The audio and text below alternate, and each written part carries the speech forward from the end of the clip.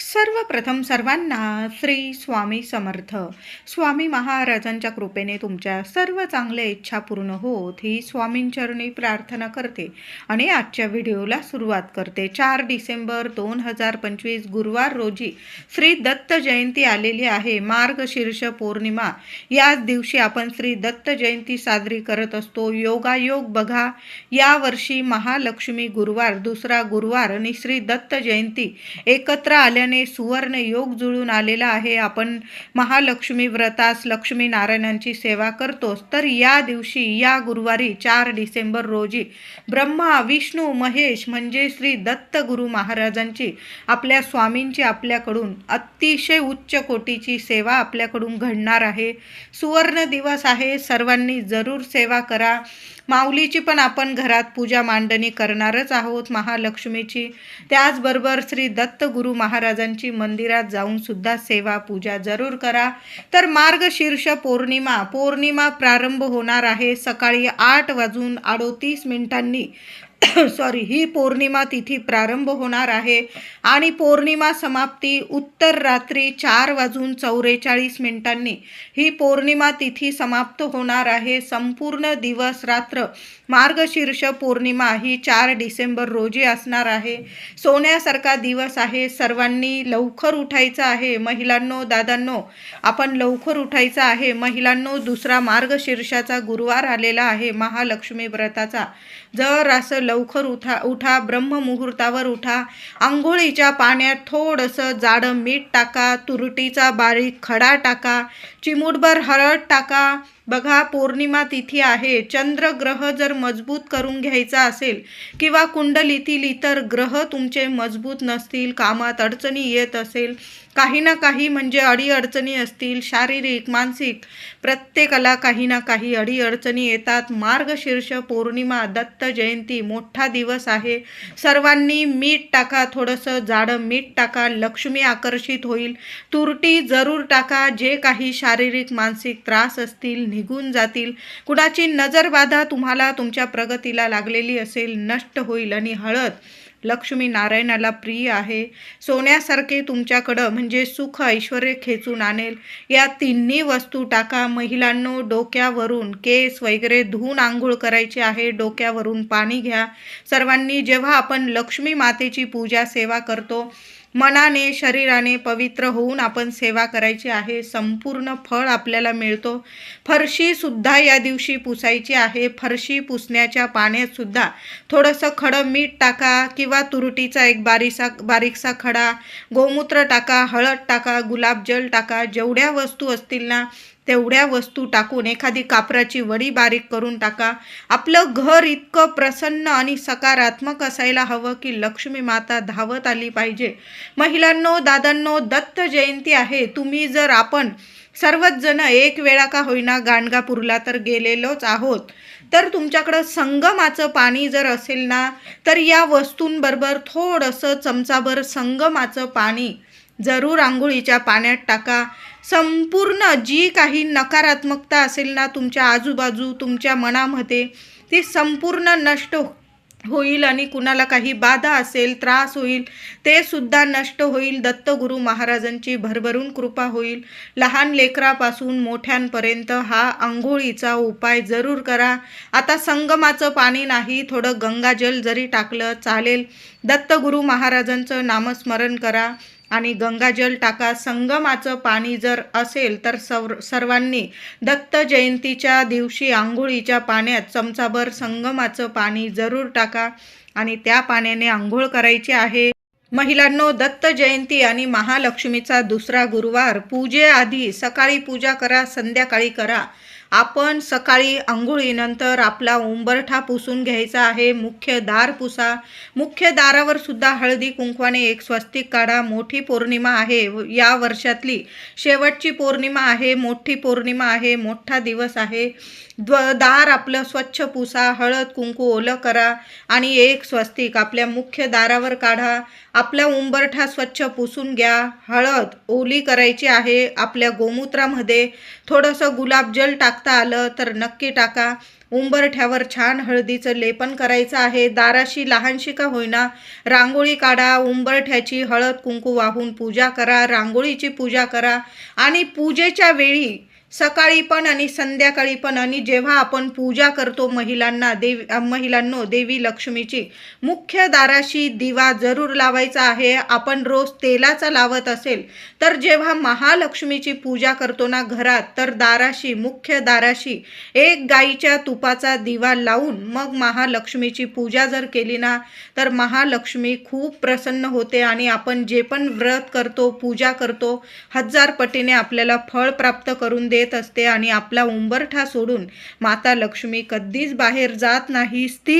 स्थिर स्वरूपात आपल्या घरात वास करते, अखंड लक्ष्मी नांदते. म्हणून दाराशी, एक मुख्य दाराशी तुपाचा दिवा लावा. तुळशीची सुद्धा या दिवशी छान पूजा करायची आहे. तुळशीला पाणी अर्पण करा, दूध अर्पण करा, चिमूटभर हळदी कुंकू, फुलं, अक्षता वाहून पूजा करा. तुळशीजवळ सुद्धा दोन्ही वेळेला गाईच्या तुपाचा दिवा जरूर लावा. लहानशी रांगोळी काढता आली तर रांगोळी काढा, नमस्कार करा.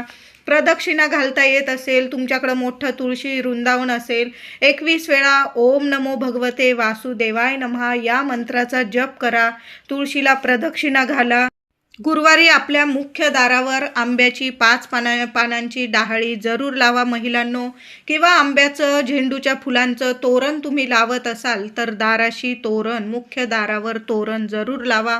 आणि मग आपल्याला देवी लक्ष्मीची पूजा करायची आहे. आता सकाळीच उंबरठ्यावर एक वस्तू ठेवून द्यायची आहे महिलांनो. उंबरठा पूजन वगैरे झालं की मग एक मातीची पंती घ्यायची आहे तुम्हाला.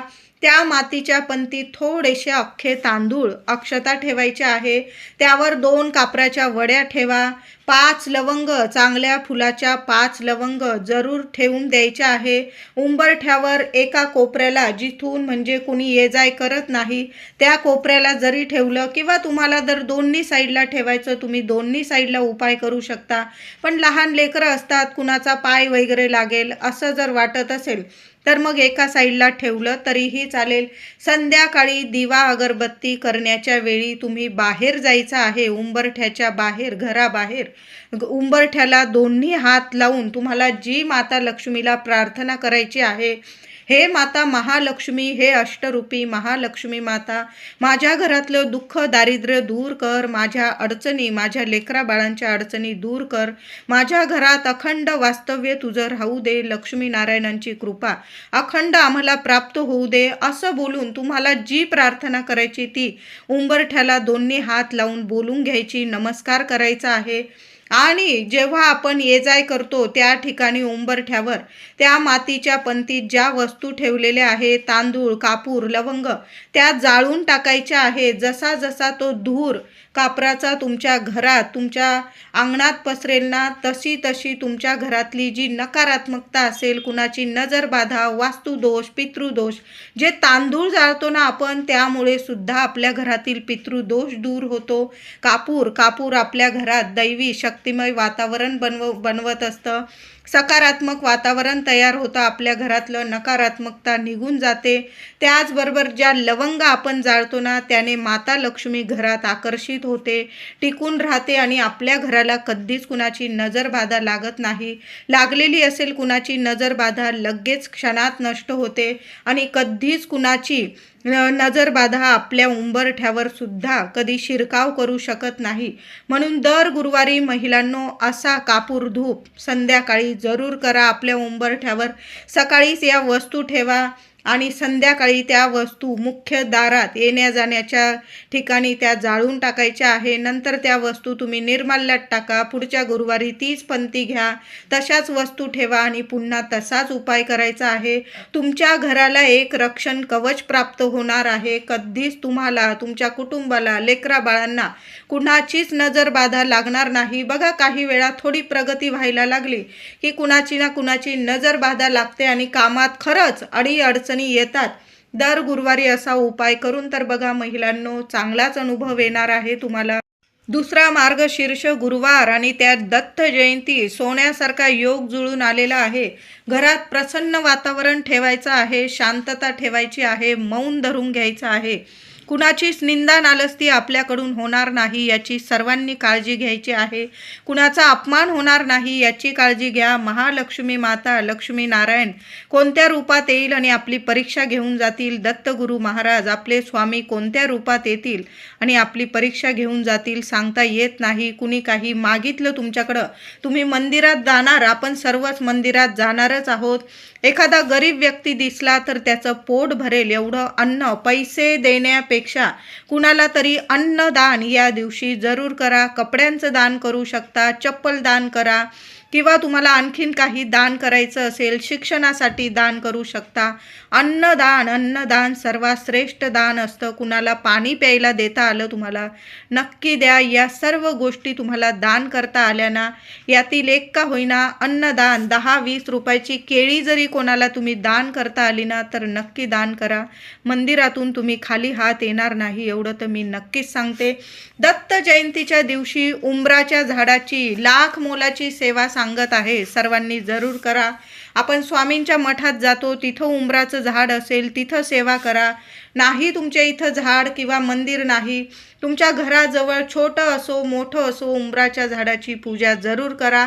स्पर्श करायचा आहे उंबराच्या झाडाला या दिवशी, मनातील इच्छा बोलून स्पर्श सर्वांनी करा. लेकरांकडून सुद्धा महिलांनो दादांनो उंबराच्या झाडाला स्पर्श जरूर करून घ्यायचा आहे. साक्षात दत्तगुरू महाराज दर्शन देऊन जातील तुम्हाला. आता उंबराच्या झाडाची पूजा सेवा करताना महिलांनो लोटाभर पाणी घ्या, तांब्याभर चमचाभर दूध टाका, चिमूटभर हळद टाका आणि आपण जायचं आहे उंबराच्या झाडाखाली. चिमूटभर साखर टाकता आली तर साखर पण टाका. ते जल अर्पण करायचं आहे. एक गुळाचा खडा बरोबर जाताना घेऊन जा. उंबराच्या झाडाशी तो गुळाचा खडा एखाद्या कागदावर ठेवा. जसा जसा तो गुळाचा खडा तिथले मुंगळे खातील तसं तसं तुमच्या अडचणी दूर होतील. एक तुपाचा दिवा तुपाचाच घेऊन जा महिलांनो, खूप सुंदर अनुभव येतील तुम्हाला. गाईच्या तुपाचा दिवा, एक मातीची पंती घ्या, फुलवाट टाका, तूप टाका आणि आपण उंबराची सेवा पूजा केल्यानंतर दिवा सुद्धा लावा. हळदी कुंकू नेलेलं असेल तर अर्पण करा, फुलं नेलेली असेल अर्पण करा. छान अशी सेवा करायची आहे, पूजा करायची आहे. दत्त जयंतीला सर्वांनी स्वामींच्या मंदिरात जरूर जायचं आहे. दत्तगुरू महाराजांचं मंदिर असेल तिथं जा, स्वामींचं असेल, गजानन महाराजांचं असेल, साईबाबांचं असेल, देव एकच आहे आपला. ज्या रूपात तुम्ही हाक माराल ना त्या रूपात येऊन दर्शन देऊन जातील. जे मंदिर असेल तिथं जायचं आहे, नमस्कार करा, आपल्या स्वामींना मुजरा करा आणि बरोबर जाताना खाली हात जाऊ नका. एक नारळ, थोडीशी खडी साखर, तुम्हाला फळं अर्पण करायची, नैवेद्य अर्पण करायचा. मग मिठाई असेल, लाडू असेल, पुरणपोळी असेल, खीर असेल, शिरा असेल, तुम्हाला जो नैवेद्य स्वामींना दत्तगुरू महाराजांना दाखवायचा ना तो नैवेद्य बरोबर घेऊन जा. आणि एक नारळ खडी साखर जरूर सर्वांनी नैवेद्य पण घेऊन जा, प्रसाद, आणि एक नारळ खडी साखर सुद्धा अर्पण करायचं आहे. दोन्ही हातात ते नारळ घ्यायचं आहे. शेंडी देवांकडे आली पाहिजे अशा पद्धतीने दोन्ही हातात तो नारळ पकडा. मनातली इच्छा बोला, समस्या सांगा. तसं तर स्वामींना सगळं कळतं, पण आपलं मन मोकळं कोणाकडं करायचं तर आपल्या माय माऊलीकडं. दोन्ही हातात नारळ पकडा, त्यावर थोडी खडी साखर ठेवा आणि दोन्ही हातांनी चरणाशी स्वामींच्या पादुकांजवळ तो नारळ अर्पण करायचा आहे. दत्तगुरू महाराजांचं मंदिर असेल तिथं सुद्धा एक नारळ जरूर अर्पण करायचा आहे. त्याचबरोबर दत्तगुरू महाराजांची सेवा करत आहोत तर गाईला नैवेद्य, आणि दर गुरुवारी आपण महालक्ष्मीचं व्रत पूजा करतो. आपली सेवा व्रत तेव्हाच पूर्ण होतं जेव्हा आपण गायीची सेवा करतो. महिलांनो दादांनो घराजवळ गाय असेल शोधा. दत्त जयंती आहे आणि त्यात मार्गशीर्षाचा दुसरा गुरुवार, तर गाईला नैवेद्य जरूर द्यायचा आहे. ताजी चपाती घ्या, तूप गूळ लावा आणि तो नैवेद्य स्वतःच्या हाताने खाऊ घालायचा आहे. गोशाला असेल तुमच्या घराजवळ जा आणि तिथं गाईला नैवेद्य द्यायचा आहे. हिरवा चारा खाऊ घाला. गाईच्या चरण जिथं असतील गाईचे तिथं पायाजवळील थोडीशी चिमुटभर माती आणता आली तर माती जरूर घेऊन जा. एखादा कागद बरोबर राहू द्या बॅगमध्ये वगैरे, आणि बरोबर येताना गाईला नैवेद्य खाऊ घाला, नमस्कार करा आणि घरी येताना चिमुटभर माती गाईच्या पायाखालची तिथली माती बरोबर आणायची आहे आणि ती माती आणल्यानंतर सरळ घरात आपल्या तुळशी वृंदावनात टाकून द्यायची आहे. तुळशीची कुंडी असेल त्यात टाकून द्या महिलांनो. लक्ष्मी तुमच्यावर इतकी प्रसन्न होईल की वर्षभर कशालाच कमी पडणार नाही. गाईच्या पायाखालची माती जरूर बरोबर घेऊन या महिलांनो, दादांनो, आणि तुळशीच्या कुंडीत टाका. शुभ मंगल कार्य तुमच्या घरात घडून येतील. ज्या अडचणी असतील त्या दूर होतील. तुमच्या घराजवळ जे कुत्रे असतील, कुत्र्यांना सुद्धा 1 मिळो 4 मिळो सगळ्या कुत्र्यांना थोडं थोडं अन्न जरूर खाऊ घाला. एक जरी कुत्रा मिळाला ना चालेल. तर आपल्या घराजवळ जे असतील, रस्त्यावरचे असतील, त्या कुत्र्यांना थोडंसं अन्न, ताजं अन्न खाऊ घालायचं आहे. कधी पण प्राण्यांना ताजं अन्न, साधी पोळी घेतली, ती चपाती जरी खाऊ घातली, बिस्किट खाऊ घातलं तुम्ही चालेल. गोड अन्न कुत्र्यांना खाऊ घालू नका. ताजी चपाती घ्या, त्याला तेल लावा, तूप लावा आणि स्वतःच्या हाताने कुत्र्यांना जरूर खाऊ घालायचं आहे. नमस्कार करा. बघा, दत्त जयंती आहे आपली. दत्त जयंती तेव्हाच आपली सेवा पूर्ण होते जेव्हा आपण गायीची, कुत्र्यांची, श्वानांची आपण सेवा करतो. बघा, दत्त जयंतीला झालंच तर महिलांनो, दादांनो, एक श्री स्वामी चरित्र सारामृत आपण 21 दिवसांची सेवा केलेली आहे. त्या दिवशी आपल्याला सांगता करायची आहे. ज्यांच्याकडून राहून गेलेली असेल त्यांनी एक स्वामी चरित्र सारामृताचं 1 ते 21 अध्याय 1 मांडी पठण जरी केले ना, सोन्यासारखा अनुभव येईल. नाही जमत 11 माळी जप करा, 11 वेळा तारक मंत्र पठन करा, गुरुचरित्रातील 9वा अध्याय पठन करा, 14वा अध्याय पठन करा, 18वा अध्याय पठन करा. जेवढी सेवा जमेल ना, 5 मिनटं देवघरासमोर बसा आणि माळ घ्या. जेवढ्या माळी जपता येईल तेवढं श्री स्वामी समर्थ, श्री स्वामी समर्थ. जेवढी सेवा होईल तेवढी नक्की करा. दत्त जयंतीला संध्याकाळी आपल्याला नैवेद्य, आपण महालक्ष्मीची पूजा करतो महिलांनो, छान असा नैवेद्य तर दाखवतो. त्या नैवेद्यात एक घेवड्याची भाजी जरूर ठेवा महिलांनो. वरण भात, भाजी पोळी, गोडाचा शिरा किंवा खीर जो नैवेद्य बनवला असेल, पण त्यात घेवड्याच्या शेंगांची भाजी आवर्जून महिलांनो नैवेद्यात जरूर दाखवा. महालक्ष्मीची पूजा सेवा केली आहे तिथं दाखवा. आपले देवघर असेल तिथं नैवेद्य दाखवा. कुणाला दान धर्म करता आला अन्नाचा तर अन्नाचा दान धर्म करायचा आहे. या दिवशी मार्गशीर्ष 2रा गुरुवार आणि त्यात पौर्णिमा, त्यात दत्त जयंती, देवी लक्ष्मीला 11 किंवा 21 लवंग अर्पण करायचे आहे. महिलांनो, पूजा सेवा करून घेतली, कहाणी वाचली, महात्म्य वाचलं, महालक्ष्मी अष्टकाचा पाठ जेव्हा आपण करतो तेव्हा काय करायचं आहे, एका वाटीत 11 किंवा 21 लवंग तुम्हाला जेवढ्या अर्पण करायच्या तेवढ्या एका वाटीत नीट चांगल्या फुलाच्या बघून घ्यायच्या आहे. 1 लवंग हातात घ्यायची, 1 वेळा महालक्ष्मी अष्टकाचा पाठ बोलायचा, माता लक्ष्मीच्या चरणी ती लवंग अर्पण करायचं.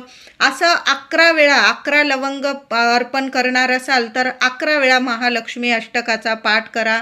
21 अर्पण करत असाल तर 21 वेळा महालक्ष्मी अष्टकाचा पाठ अर्पण करून ती एक एक लवंग देवी लक्ष्मीला अर्पण करायचे आहे.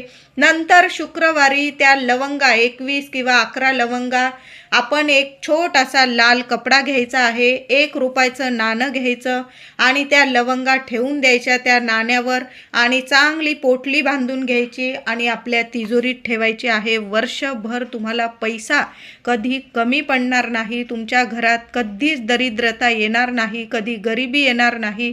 एवढं तर नक्कीच सांगते. सुंदर सेवा आहे, करून बघा महिलांनो. दरवर्षी अशी सेवा करावी. जुन्या लवंगा तुम्ही खाऊन घेतल्या आणि पुढील वर्षी पुन्हा अशी सेवा केली तुम्ही तरीही चालेल. 4 गुरुवारमध्ये 1 गुरुवार तरी ही लवंगांची सेवा जरूर करा महिलांनो. उद्या करा, उद्या नाही जमली 3ऱ्या गुरुवारी करा, 4थ्या गुरुवारी करा, पण अशी लवंगांची सेवा जरूर करा आणि त्या लवंगा वर्षभरासाठी एका लाल कपड्यात 1 रुपयाच्या नाण्यासह बांधून आपल्या तिजोरीत ठेवा. बघा, सोनं, नाणं, पैसा वर्षभर तुमच्या घरात कधीच कमी पडणार नाही. मार्गशीर्ष महिन्याचा 2रा गुरुवार, दत्त जयंती, देवी लक्ष्मी समोर तुम्हाला कापूर सोबत 5 लवंग जाळायचे आहे. संपूर्ण घरात हा धूप पसरवायचा आहे. महिलांनो, आपण उंबरठ्यावर सुद्धा 5 लवंग जाळणार आहोत. माता लक्ष्मी समोर सुद्धा 5 लवंग जाळा. संपूर्ण घरात तो कापूर धूप पसरवायचा आहे. खूप सुंदर अनुभव येतील तुम्हाला यामुळे सुद्धा. दत्त जयंती मार्गशीर्ष गुरुवार तुरुटीचे काही उपाय जरूर करा महिलांनो. आंघोळीच्या पाण्यात तुरुटी टाका, फरशी पुसताना तुरुटी टाका. मुलांना नजर बाधा लागलेली असेल तर मार्गशीर्ष पौर्णिमेला मुलांना पूर्व पश्चिम उभं करा. हातात तुरुटीचा खडा घ्या, डोक्यापासून पायापर्यंत तो तुरुटीचा खडा 7 वेळा उतरवून घ्यायचा आणि पाण्यात आपण बेसिनमध्ये टाकून द्यायचा आहे. लगेच क्षणात तुमच्या मुलांची नजर बाधा उतरून जाईल. त्याचबरोबर एक लाल कपडा किंवा पांढरा कपडा घ्यायचा, एक मोठा तुरुटीचा खडा घ्या, त्यावर 5 लवंग ठेवायचे आहे आणि त्याची पोटली बांधून घ्यायची आहे आणि सकाळी करा संध्याकाळी करा. हा उपाय मुख्य दरवाजात आतून तुम्हाला बांधून द्यायचे आहे. कधीच तुमच्या पैशाला तुम्हाला कधीच कुणाची नजर लागणार नाही. कायम तुमच्या घरात बरकत होईल, प्रगती होईल. कुणाचीच नजर बाधा तुम्हाला, तुमच्या पैशाला, तुमच्या लक्ष्मीला लागणार नाही. तुरटीचे हे उपाय आवर्जून करा. मुलांवरून सुद्धा एक तुरटीचा खडा महिलांनो उतरवून टाका. सकाळी उतरवा, संध्याकाळी उतरवा. मोठी पौर्णिमा आहे. पतिदेवांना नजर लागलेली असेल, कुटुंबातील इतरांना नजर लागलेली असेल तर तुरुटीचा खडा नक्की उतरवून टाका. पौर्णिमा आहे. तुरुटीचे उपाय केल्याने तुमच्या कुंडलीतील किंवा कुटुंबातील इतर सदस्यांच्या कुंडलीतील चंद्र मजबूत होईल आणि अडचणी दूर होतील.